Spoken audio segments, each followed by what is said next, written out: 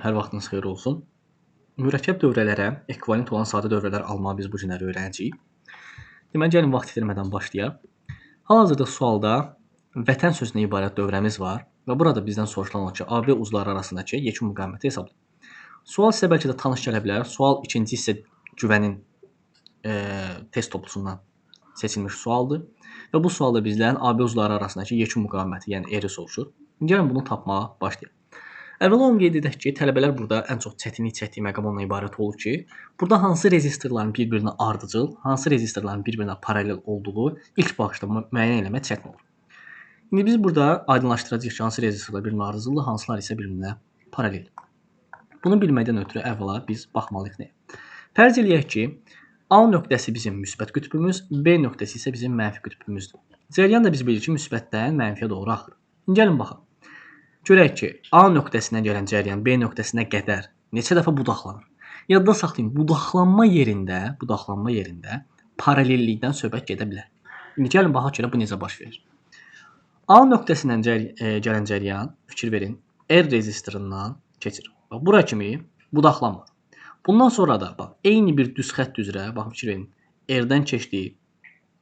Baxın, R-dən keçdi. Heç yerə budaqlanmır ki. Elə bir istiqamətdə də digər bir R-dən keçdi. Bax, eyni şəkli çəkirəm. Müsbət qütbümüz var. Buradan gələn cəryan 2 dənə R rezistorundan nə etdi, keçdi. Budaqlanmadı ki, budaqlanmadı. Sonra gələn cəryan fikir verirəm ki, baxın, bu nöqtədə, imенно bax, bu nöqtədə 2 yerə budaqlanır. Biri R, bir digər də R rezistorundan keçmiş olur. Baxın, eyni şəkli çəkirəm. 2 yerə budaqlanma baş verir. R və R rezistorundan cəryandan keçmiş olur. Və aşağıdan gələn cəryan yuxarıdan gələn cəryan ilə müəyyən bir nöqtədə nə edir? Birləşir və yoluna davam edir. Aha. Aşağıdan gələn cəryan yuxarıdan gələn cəryanla müəyyən bir nöqtədə birləşir və yoluna nə edir? Davam edir. Baxın, eyni şey çək. Və bu cəryan gəlir müəyyən bir müddətdən sonra R rezistorundan keçir. R rezistorundan keçdi. Daha sonra gəlir həmin cəryan müəyyən bir nöqtə yenə nə edir? Budaqlandı. Baxın, bu nöqtədə yenə budaqlanma baş verir. 2 yerə ayrılır.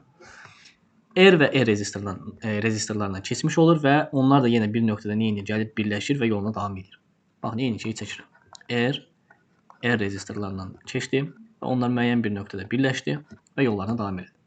Və həmin cəryan da R rezistorundan keçir və heç bir yerə budaqlanmadan mənfi qütbə nə edir? Daxil olmuş olur.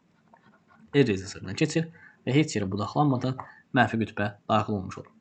Deməli, uşaqlar, hal-hazırda biz nə edirik? Vətən sözündən ibarət yığılmış dövrənin sadə bir şəklini nədir? Almış oldu. İndi bax, buna baxanda biz ümumi müqaviməti tapmaqda çətinlik çəkərdik. Amma hal-hazırda bu dövrəyə baxanda bizim üçün ümumi müqavimət o qədər də çətin deyil. İndi gəlin bunu hesablayaq tapaq. R ardıcıl birləşmədə eləyir 2R. R paralel birləşmədə R bölü 2. Bu elə R-dir normal qaydada. Burada elədir R bölü 2. Bu da elə normal qaydada R-dir. İndi deməli, bu ümumi müqavimətlər də bir-birinə ardıcıl birləşdiyindən bunları sadəcə normal qaydada toplasaq, nə edir? R bölü 2, R bölü 2 eləyər R. 2R plus R plus R plus R. Düzdürmü? R. Aha, 3 dənə R. Deməli, 2R, 3R, 4R, 5R. Cavab elədir ümumilikdə müqavimət 5R. Yəni Y, bənd. İndi gəlin digər bir məsələyə baxaq. Hər birinin müqaviməti 3 ohm olan rezistorlar şəkillər kimi birləşdirilmişdir. Deməli, hər birinin müqaviməti R-dir və 3 ohmdur. Dövrənin ümumi müqavimətini deyək hesablayaq. Fərz edək ki, bura bizim müsbət qütbümüzdür, burada bizim mənfi qütbümüzdür. Cəryan müsbətdən mənfiyə doğru axır. Əslində bunu göstərməli idi, indi göstərməsə də olar. Biz bunu şərti olaraq belə qəbul elədik. Dövrənin ümumi müqavimətini deyək hesablayaq. Yenə həmin qaydada heç bir dəyişiklik eləmirəm. Cəryan müsbətdən gəlir. Bax, fikir verin, gəldi. Neynədir? Bax, bu nöqtədə 2 yerə budaqlandı. Düzdür? Bax. 2 yerə budaqlandı. Yuxarıdan gələn cəryan R rezistorundan keçdi. Aşağıya doğru budaqlanan cəryan o da heç yerə budaqlanmadan birbaşa R rezistorundan keçir.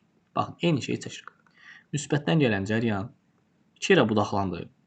Yuxarıdan R rezistorundan, aşağıdan da R rezistorundan keçdi. Düzdür? Aha, indi hələ ki yuxarıdan davam edirəm. Yuxarıdan davam eləsə görürəm ki, cəryan yenə 2 yerə budaqlanır. R və R rezistorlarından keçir. Baxın, 2 yerə budaqlandı. R və R rezistorlarından keçdi. Daha sonra bu cəryanlar, budaqlanan cəryanlar gəldi, neynədir? Müəyyən bir nöqtədə görüşdü. Baxın, müəyyən bir nöqtədə bunlar neynədir? Görüşdü. Və daha sonra baxıram ki, aşağıdan gələn cəryan ilə bu ümumi cəryan neynir? O da müəyyən bir nöqtədə görüşür və mənfi qütbə daxil olur. Bax, aşağıdan gələn cəryan ilə yuxarıdan gələn cəryan, onlar da müəyyən bir nöqtədə görüşür və neynir? Mənfi qütbə daxil olur. Bu qədər sadə. İndi bu dövrədən biz gəlib bu dövrəni aldıq.